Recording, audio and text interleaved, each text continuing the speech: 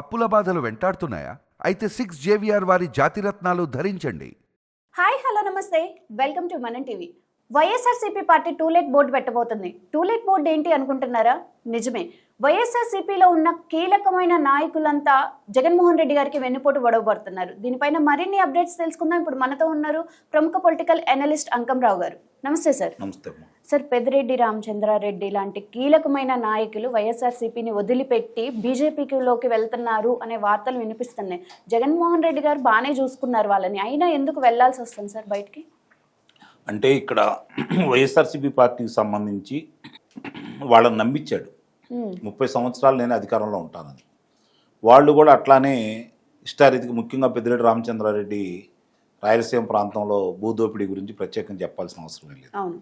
ఒక్కొక్క విషయాలన్నీ ఈరోజు వెలుగు చూపుతూ ఉన్నాయి, ఆశ్చర్యకరంగా వెలుగు చూపుతూ ఉన్నాయి. రెండోది ఏంటంటే వైఎస్ఆర్సీపీ పార్టీకి ఇక రాజకీయ భవిష్యత్తు లేదనే నిర్ణయానికి వచ్చారు వాళ్ళు. ఇప్పుడు పెద్దిరెడ్డి రామచంద్రారెడ్డి నిజంగానే జగన్మోహన్ రెడ్డికి చాలా ముఖ్యుడు. అట్లానే అతనికి ప్రాధాన్యత ఇచ్చిన మాట కూడా వాస్తవమే.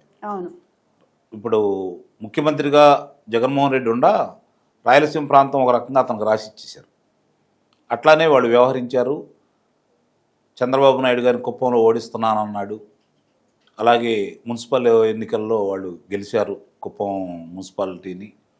ఇదన్నీ దృష్టిలో పెట్టుకొని ఇంకేముంది, తెలుగుదేశం పార్టీ అయిపోయింది, కుప్పంలోనే మేము గెలిచాం, ఇంకా వేరే ఏమి లేదు, మేమే 30 సంవత్సరాలు ఉంటామని చెప్పని వాళ్ళు గట్టిగా నమ్మారు. ఆ నమ్మిన దాంట్లో భాగంగానే వాళ్ళు ఈ 30 సంవత్సరాల తర్వాత రాజు ఎవరో రెడ్డి ఎవరో, మనం ఎంత సంపాదించుకోవచ్చు, ఎంత దోచుకోవచ్చు అనే దాని మీదే దృష్టి పెట్టారు. ప్రజల మన్నలు పొంది, ప్రజలకు సేవ చేసి, రాష్ట్రానికి ఉపయోగపడి మళ్ళీ తిరిగి అధికారంలో వద్దామన్న కోరిక వాళ్ళకి ఎక్కువ శాతం లేదు.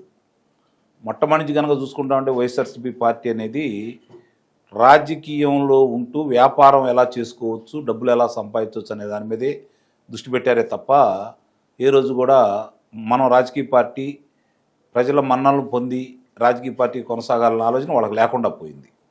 ప్రజలు కూడా ఒక్కసారి అనే నినాదానికి చూద్దామన్న ఆలోచనకు వచ్చిన తర్వాత, ఒక్కసారి అవకాశం ఇస్తే 5 సంవత్సరాలు ఏం జరిగిందో చూసిన తర్వాత ప్రజలకు కూడా అర్థమైపోయింది. అందుకనే 11 స్థానాలకి పరిమితం చేశారు.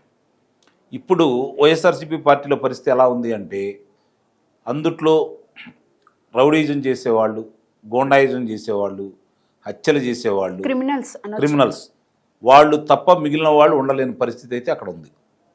రాజకీయంగా మనం ఇంకా కొన్ని రోజులు రాజకీయ ప్రస్థానం కొనసాగించాలి, రాజకీయాల్లో ఉండాలి అనుకున్న వాళ్ళు ఏ పార్టీకి వెళ్దామని చూస్తూ ఉన్నారు. అందుట్లో నేరాలు లేని వాళ్ళు, అభియోగాలు లేని వాళ్ళు, వాళ్ళని కొంతమందిని పార్టీలు, అంటే తక్కువ నేరాలు ఉన్న వాళ్ళని కొన్ని పార్టీలు హక్కును చేర్చుకుంటున్న మాట కూడా వాస్తవం. ఇప్పుడు పెద్దిరెడ్డి రామచంద్రారెడ్డి మీద కూడా భూ అక్రమం కేసులన్నీ ఉన్నాయి. బీజేపీ హక్కును చేర్చుకునే అవకాశం ఉందంటారా? ఇప్పటి వరకు అక్కడి నుంచి వాళ్ళ గ్రీన్ సిగ్నల్ అయితే రాలేదు.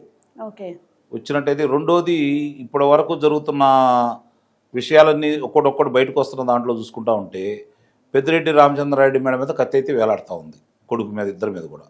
మద్యం కుంభకోణంలో మిథున్ రెడ్డి, గన్నులు కావచ్చు, ఈ భూములు ఆక్రమించుకున్న దాంట్లో పెద్దిరెడ్డి, అలాగే ఆయన అఫిడవిట్లో వాళ్ళ శ్రీమతికి సంబంధించి 143 ఆస్తులకు పొందుపరచలేదనేది అభియోగం కూడా వస్తుంది. అది కనుక నిరూపితమైతే అతని శాసనసభ సభ్యత్వం కూడా రద్దు అయిపోతుంది.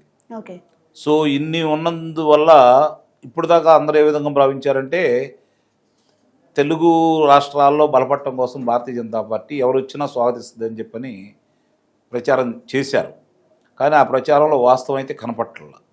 వాళ్ళు కూడా ఒకళ్ళిద్దరిని చేర్చుకున్నా కూడా మిగిలిన విషయాల్లో కొంచెం ఆచితూచి ముందుకెళ్తున్నారు. ఎందుకంటే ఇక్కడ ఉన్నటువంటి కూటమి బంధాన్ని వాళ్ళు తోసి రాజని ముందుకెళ్లాలనే కోరికలో వాళ్ళు ఉండారైతే కనపట్ల. కాబట్టి పెద్దిరెడ్డి రామచంద్రారెడ్డికి ఇంకా గ్రీన్ సిగ్నల్ రాలేదనే భావన అయితే మాత్రం అందరూ చెప్తా ఉన్నారు. సరే, అయితే మరోవైపు చూసుకుంటే ధర్మన బ్రదర్స్, శ్రీకాకుళం బ్రదర్స్ కూడా జనసేనలోకి వెళ్తున్నారు అని కూడా వినిపిస్తున్నాయి. జనసేనలోకి పవన్ కళ్యాణ్ గారు ఆహ్వానించే అవకాశం ఉందంటారా? ఇక్కడ ఉత్తరాంధ్రలో ఒక విచిత్రమైన పరిస్థితి ఉంటుంది. కొంతమంది అక్కడ సంబంధించి కొంతమంది నాయకులు తప్ప మిగిలిన వాళ్ళందరూ పైకి మాట్లాడుకుంటారు తప్ప అందరూ ఒకటి. ఎందుకంటే చూస్తున్నాము ఈ మరి గత 5 సంవత్సరాలు కావచ్చు ఇప్పుడు కావచ్చు చూస్తూనే ఉంటే అక్కడ ఇంకా ఒకళ్ళొకళ్ళు కాపాడుకునే క్రమంలో ఉన్నారు వాళ్ళు. ఓకే. కాబట్టి అక్కడ పెద్ద వ్యతిరేకత ఉండదేమో, వాళ్ళ సంబంధించినంత వరకు పెద్ద వ్యతిరేకత రాకపోవచ్చు. జనసేన భారతీయ జనతా పార్టీ అంటే వాళ్ళు భారతీయ జనతా పార్టీలోకి రారు, జనసేన లేదంటే కాంగ్రెస్ పార్టీ. కాబట్టి జనసేన కూడా ఇప్పుడున్నటువంటి పవన్ కళ్యాణ్ గారు ఆలోచన విధానం ప్రకారం చూసుకుంటా ఉంటే వాళ్ళకి అవకాశాలు అంత సులువు అయితే నేను భావించట్లా. ఎందుకంటే తెలుగుదేశం పార్టీతోటి ఇంకా 2 పర్యాయాలు ఎన్నికల్లో పాల్గొనాలనే కోరికలో ఉన్నాడు ఆయన. కాబట్టి ఇవాళ ఉన్న ఈ పరిస్థితుల్లో కొంతమంది మీద రెడ్ మార్క్ పెట్టుకొని ఉన్నారు నాయకుల మీద. వాళ్ళు ఏ పార్టీ, ఈ కూటమి పార్టీలో దేంట్లోకి రావాలన్నా కూడా ఒకళ్ళ అభిప్రాయాలు గౌరవించుకొని ఇష్టపడిన తర్వాతే తీసుకునే పరిస్థితి అయితే కనపడతా ఉంది. అలా రాష్ట్రంలో ఒక 40-50 మంది గత శాసనసభ్యులకి అవకాశం లేకుండా పోతుంది. అందుట్లో వీళ్ళు కూడా ఉన్నారు.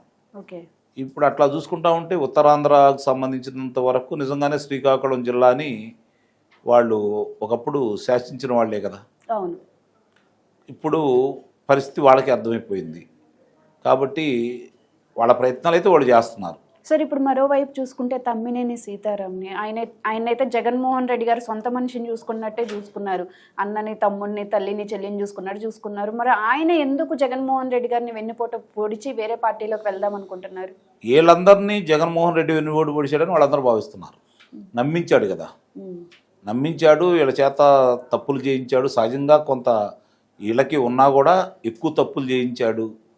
కాబట్టి నేను ఉన్నాను, మీరు చేయాల్సింది మీరు చేయండి అని చెప్పి వాళ్ళని ముందు పెట్టి చేయించాడు. కాబట్టి జగన్మోహన్ రెడ్డి మాకు వెన్నుపోటు పొడిచాడని వాళ్ళు భావిస్తున్నారు. అందుకనే ఇష్టారీతిగా మాట్లాడారు. చంద్రబాబు నాయుడు గారి దగ్గర మరి గతంలో పనిచేశాడు తమ్మినేని సీతారాం అనే ఆయన. మరి ఆ రోజు ఆయనకు అంత గౌరవం ఉంది, ఈరోజు ఏ గౌరవం ఉంది? శాసనసభాపతిగా ఆయన గౌరవం ఇంకా పెరగాల్సింది పోయి ఎందుకు ఈరోజు ఈ పరిస్థితిలో ఉన్నాడనేది ఆయన కూడా అర్థమవుతానే ఉంది కదా. దానికి కారకులు ఎవరు? ఆ రోజు కూడా బలవంతంగా చర్చ ఇది రాజధాని అంశాన్ని చాలా బలవంతంగా వాళ్ళు ఏ విధంగా ఓటింగ్ చేయించుకున్నారో చూశారు కూడా. ఆయన బహిరంగానే చెప్పడం కూడా జరిగింది తమ్మినేని సీతారాం. ఏకాడికి ఇక తెలుగుదేశం పార్టీ అధికారంలో రాదు, జగనే శాశ్వతంగా ఉంటాడు అన్నప్పుడు వీళ్ళందరూ విర్రవీగారు. పరిస్థితి ఇప్పుడు అర్థమైపోతుంది. స్థానిక సంస్థల్లో కూడా మనం పోటీ చేయలేదు కదా శాసనమండలి ఎన్నికల్లో. అన్నప్పుడు వాళ్ళ బలం ఏంటో వాళ్ళకి అర్థమైపోతుంది, ప్రజల్లో ఉన్న వ్యతిరేకత కూడా వాళ్ళకి అర్థమైపోతుంది. కాబట్టి ఒక రకమైన రాజకీయంగా ఈ పార్టీతో కొనసాగితే, జగన్మోహన్ రెడ్డితో కొనసాగితే ఇక రాజకీయంగా మనకు ఎలాంటి ఎదుగుదల ఉండదనే భావనలోకి వీళ్ళందరూ వచ్చారని అయితే కనపడతా ఉంది. కొంతమంది మీద ఈ ఇందాక నేను చెప్పినట్టు కూటమి ఏ 3 పార్టీల్లో కూడా వీళ్ళని తీసుకోవడానికి సముఖంగా లేరు కాబట్టి ఇప్పటివరకు ఉన్నారు.